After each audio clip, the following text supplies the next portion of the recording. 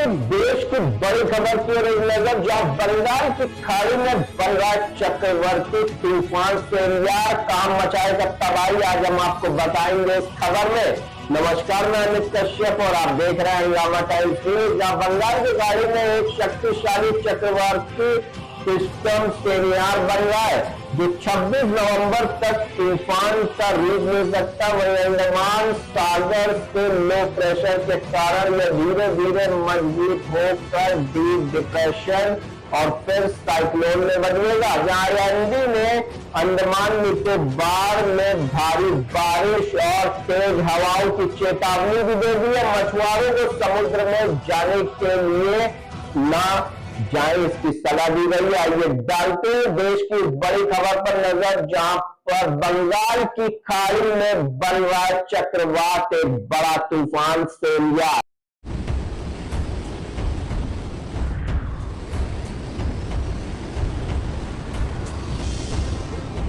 राजधानी दिल्ली और एनसीआर समेत पूरे उत्तर भारत में मौसम का मिजाज बदल गया है। पहाड़ों पर हो रही बर्फबारी का सीधा असर मैदानी इलाकों में दिख रहा है। दिल्ली, पंजाब, हरियाणा और पश्चिमी उत्तर प्रदेश में न्यूनतम तापमान में गिरावट दर्ज की जा रही है, तो वहीं दूसरी तरफ दक्षिण भारत पर एक बड़ी प्राकृतिक आपदा का खतरा मंडरा रहा है, जिससे मौसम वैज्ञानिकों की चिंता बढ़ गई है। मौसम विभाग ने चेतावनी जारी कर बताया कि यहाँ बन रहा साइक्लोनिक सर्कुलेशन तेजी से मजबूत होकर एक शक्तिशाली सिस्टम का रूप ले सकता है, जो अगले कुछ घंटों में साइक्लोन सेंयार बनकर तबाही मचा सकता है। अब सवाल ये है कि सेंयार आखिर है क्या और ये कौन कौन से इलाकों में तबाही मचाएगा। बंगाल की खाड़ी में बन रहा साइक्लोनिक सर्कुलेशन अगले 24 घंटे में शक्तिशाली चक्रवात सेंयार में बदल सकता है, जो आने वाले कुछ घंटों में भारत के कई राज्यों में तबाही मचाएगा। इस संभावित तूफान ने अंडमान निकोबार से लेकर आंध्र प्रदेश और तेलंगाना तक टेंशन बढ़ा दी है। 27 से 23 नवंबर के बीच लैंडफॉल की आशंका जताई जा रही है, तो वहीं अंडमान में भारी बारिश, तेज हवाएं और समुद्र में उठती ऊंची लहरों ने हालात बिगाड़ दिए हैं। आंध्र प्रदेश ने पहले ही जिलों को अलर्ट पर रख दिया है।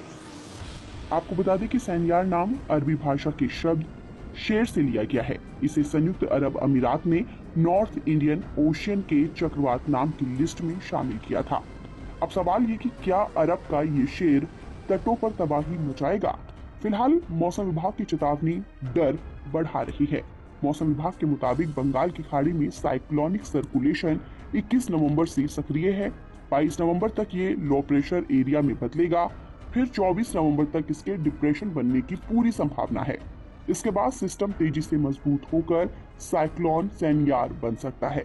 कुछ मॉडल्स 27 से 30 नवंबर के बीच लैंडफॉल की संभावना दिखा रहे हैं। सबसे ज्यादा खतरा कोस्टल आंध्र प्रदेश और नजदीकी तेलंगाना को बताया जा रहा है। ऐसे में आंध्र प्रदेश के समुद्री जिलों श्रीकाकुलम, विजयनगरम, विशाखापट्टनम और काकीनाडा को हाई अलर्ट पर रखा गया है। 26 नवंबर से तेज हवाएं, आंधी और भारी बारिश की संभावना है। ऐसे में प्रशासन ने लोगों को घर में रहने और आपात सामान तैयार रखने की सलाह दी है। मछुआरों को भी सख्त हिदायत दी गई है कि वो अगले कुछ दिनों तक समुद्र के भीतर न जाएं। तूफान की आशंका को देखते हुए एनडीआरएफ और एसडीआरएफ की टीमों को स्टैंड बाय पर रखा गया है।